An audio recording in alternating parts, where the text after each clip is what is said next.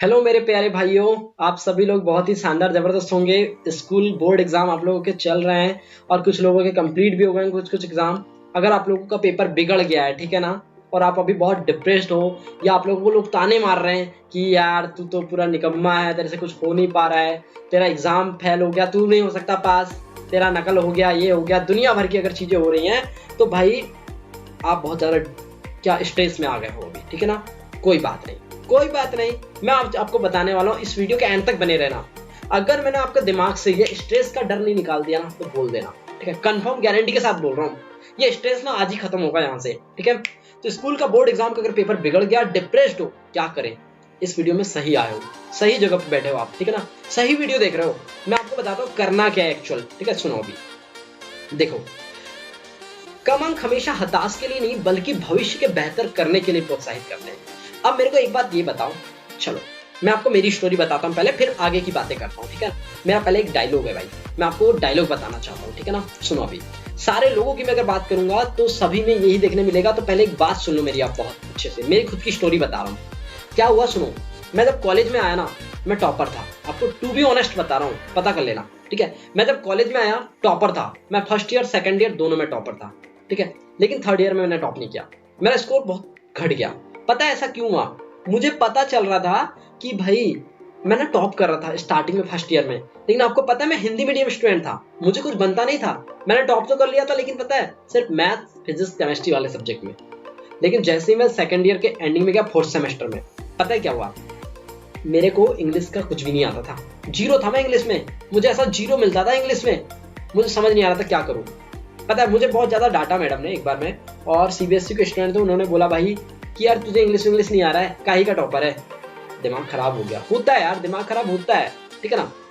क्योंकि वहां पे हम लोग स्कोर तो कर रहे हैं, लेकिन हमारे को कुछ स्किल्स नहीं आ रहा है ना, हमारे पास में कुछ स्किल्स ही नहीं है, ठीक है। स्किल्स लेस थे हम वहां पर, ठीक है।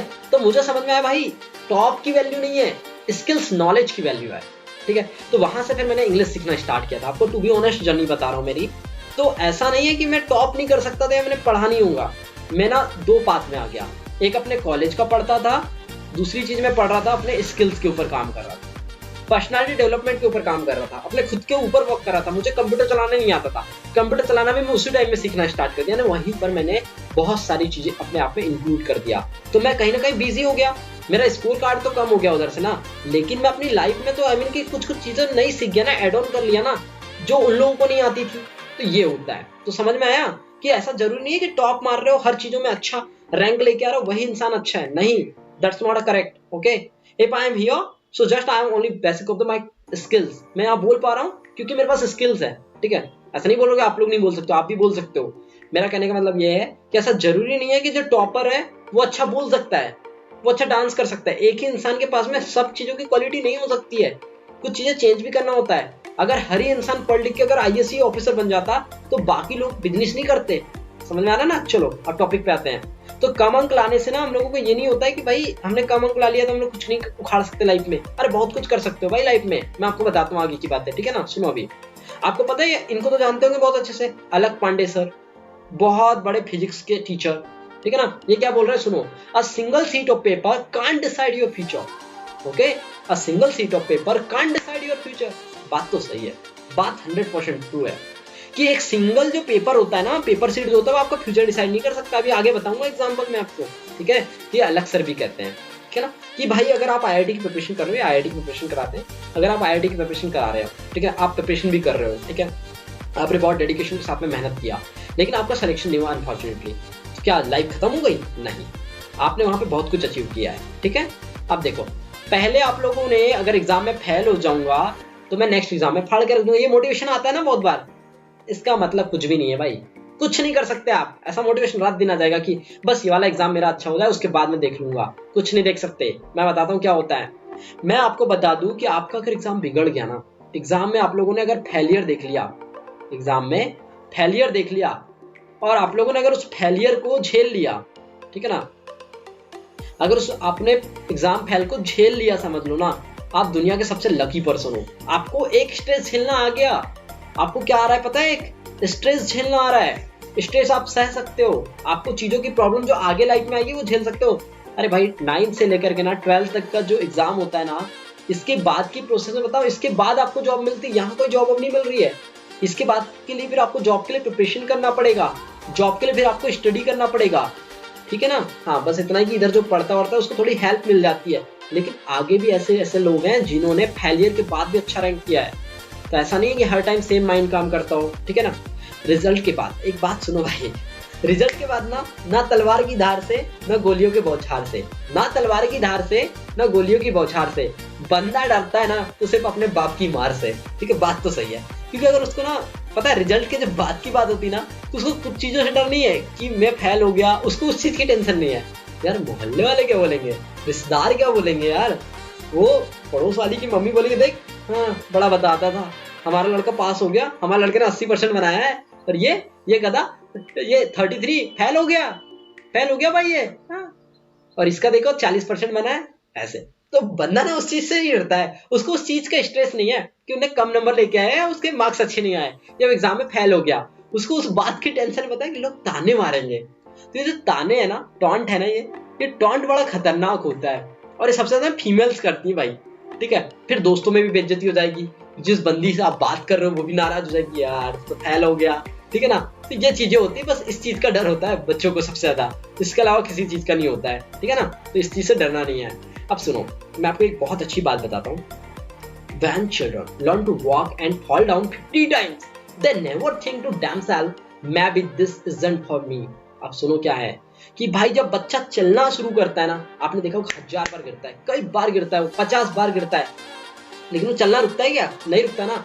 आपने देखा होगा गाय का बछड़ा होता है, वो तुरंत फर्स्ट ही दिन से चलना शुरू कर देता है, कितने बार नहीं गिरता वो धड़ाधड़, लेकिन वो जाता है ना। तो यही रीजन है भाई कि वो जा रहा है, ठीक है, वो जा रहा है वहां पे, वो 50 बार भी गिर रहा है लेकिन फिर भी वो चल रहा है। ये कंडीशन होती है। तो इससे क्या सीखने मिलता है कि भाई हमें भी रुकना नहीं है, जरूरी नहीं कि हम गिर गए तो फिर उठेंगे नहीं, उठ सकते हो, उससे अच्छे से उठ सकते हो। आपको पता है मैं यहाँ से टकरा के गिरा था, अगली बार आप वहां बिल्कुल भी नहीं टकराओगे, ये मेरी गारंटी है, ठीक है। अब सुनो एक बार, निंदा बहुत करते हैं लोग आपकी कि यार जब आप एग्जाम में फेल हो गए तो निंदा बहुत करेंगे लोग आपकी, क्या करेंगे, निंदा बहुत ज्यादा करेंगे। तो सुनो भाई, निंदा उन्हीं की होती है जो जिंदा होता है, निंदा उन्हीं की होती है जो जिंदा होता है। मरने के बाद तो सिर्फ तारीफें होती हैं, मरने के बाद तो सिर्फ इंसान की तारीफें होती हैं। ये बात ना 100% ट्रू है, 100% ट्रू बात है ये, ठीक है। फॉलो करके देखना, निंदा उन्हीं की होती है जो जिंदा होता है, मरने के बाद तो सिर्फ इंसान की तारीफें होती हैं। क्या होती हैं? तारीफें होती हैं। क्लियर? अब देखो एक मूवी आई थी अभी 12th फेल, इसके बारे में मैंने यहाँ पे क्यों ऐड किया, देखो 12th फेल की बात कर रहा हूँ, ठीक है। अब दूसरे के तानों को दोनों अलग करो एक बार यार, दूसरे के तानों मत सुनो, वो सुने के बिना अवॉइड करो। अभी मैं बताऊंगा लास्ट में करना क्या है। देखो सबसे पहली बात ना अवॉइडेंस, ओके, अवॉइड करना सीखो। अगर आपको कोई ताने मारा ना, अरे तेरे एग्जाम में अच्छे ना, अरे कोई ना एग्जाम ही तो था, एक सिंगल पेपर एग्जाम था, हंस के टालो, दोबारा टेंशन ही नहीं होगी, ठीक है। अब देखो एक मूवी आई थी 12th fail, 12th fail movie में एक डायलॉग है रीस्टार्ट, मेरा फेवरेट है भाई ये, ठीक है ना, रीस्टार्ट। आप किसी भी चीज को रीस्टार्ट कर सकते हो। अब सुनो एक बात, जो 12th फेल मूवी है ना, उसमें मनोज शर्मा होता है जो 12th में फेल हो जाता है, क्योंकि उनके कॉलेज में स्कूल में ना नकल नहीं चलती उस साल, उसके पहले उनके स्कूल में नकल चलती थी तो सारे बच्चे पास हो जाते थे, ठीक है। तो चीटिंग नहीं हुई उस साल में उनके स्कूल में, तो वो बच्चा फेल हो गया, यानी कि ये था मनोज शर्मा, ठीक है, ये ट्रू स्टोरी है। मनोज शर्मा ये फेल हो जाते हैं उस साल, अब ये फेल हो जाते हैं, अब ये 12th तो फेल हो गए, फिर भी ये बाद में जाकर के ना आईपीएस ऑफिसर बनते हैं। आईपीएस सोच सकते हो आप लोग कैसे बने होंगे, 12th फेल थे ये तो बन सकता है कोई भी, हार नहीं मानूंगा ये ठान लिया है। तो 12th फेल देख लेना एक बार एग्जाम के बाद में, कभी जिंदगी में टेंशन नहीं होगी। सॉरी। एक मूवी और आई थी 3 इडियट्स, मेरी पर्सनल बहुत फेवरेट मूवी है, ठीक है ना। ये क्या कहती है मूवी कि भाई काबिल बनो, काबिलियत झक मार के आपके पीछे आएगी, ठीक है ना। काबिल बनो, काबिलियत झक मार के आपके पास आएगी। ये तीनों लोग थे, रणछोड़ दास छाछर वाली मूवी देखा होगा आप लोगों ने, ये वही है। तो भाई इंजीनियर हो तो इंजीनियर का ये मतलब नहीं कि आप लोगों को थ्योरी आए, इंजीनियर का ये मतलब होता है कि आपको पूरा नॉलेज हो, चीजें बनाते हैं। अगर मैं गाड़ी मैकेनिकल इंजीनियर हूँ तो मुझे गाड़ियां वगैरह खुलते आनी चाहिए, तो मैं असली मैकेनिकल इंजीनियर हूँ, ऐसा मानता हूँ। तो 3 इडियट का मतलब यही था मूवी में बताने का कि भाई टेंशन नहीं लेनी है लाइफ में, जरूरी नहीं कि आपको बुकिश नॉलेज ही सब कुछ है। Bookish knowledge is not very valuable for as compare to practical knowledge. Practical knowledge अगर आपके पास में है, आप लाइफ में बहुत सारी चीजें कर सकते हो। सपोज करो आपके पास कंप्यूटर है, ठीक है ना, आपके पास मैंने एक बुक दे दिया, आपको बुक पूरी याद है क्या क्या होता है, ठीक है, बुक आपने पढ़ा है, लेकिन आपने कभी एक्सपेरिमेंट नहीं किया कंप्यूटर चलाने का, आप नहीं चला पाओगे। वहीं एक दूसरा पर्सन है जिनने बुक नहीं पढ़ा, प्रैक्टिकली उसको बहुत कुछ आता है, वो आपसे फास्ट काम करके दिखाएगा। तो ये होता है प्रैक्टिकल और थ्योरेटिकल नॉलेज में डिफरेंस। ओके, तो सिंगल पेपर एग्जाम कभी आपका फ्यूचर डिसाइड नहीं कर सकता। तो मेरा कहने का मतलब एक ही बात है भाई, कि ना सिंगल पेपर एग्जाम के भरोसे मत बैठो, ये आपकी लाइफ सेट नहीं करने वाला। जो भी लाइफ सेट होगी ना आफ्टर 12th होगी। कब होगी? After 12th। किसी को भी देख लो। अच्छा, कौन सा ऐसा आईपीएस अधिकारी है जो 12th में बन गया होगा? नहीं बनते, 12th के बाद ही बनता है।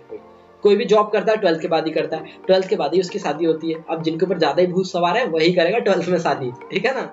मैंने क्या कहा भाई, निंदा उन्हीं की होती है जो जिंदा होता है, मरने के बाद तो सिर्फ तारीफ करते हैं लोग। इसलिए निंदा विंदा की टेंशन ना लो, लोग ताने मारे कोई फर्क नहीं पड़ता भाई, बेशरम बन जाओ, ठीक है ना, बेशरम बन जाओ, कोई दिक्कत नहीं है उनसे। लोग मारेंगे ताने, चलते रहेगा ये सब, ठीक है ना। चलो, तो बहुत जल्द मिला हूं आप लोगों के नेक्स्ट वीडियो के साथ में। तब तक ले बहुत अच्छे से प्रिपरेशन करो, बी स्माइली। एक बात बोलूंगा यार, मेरा ना एक फेवरेट चीज है भाई, स्माइल। हमेशा स्माइल करते रहो, ठीक है ना, ऑलवेज बी स्माइलिंग। कोई आपको ना पकड़ ही नहीं पाएगा, कोई आपको ना ताने नहीं मार पाएगा, याद रखना। चलो, लव यू ऑल, मिलता हूँ, बाय बाय।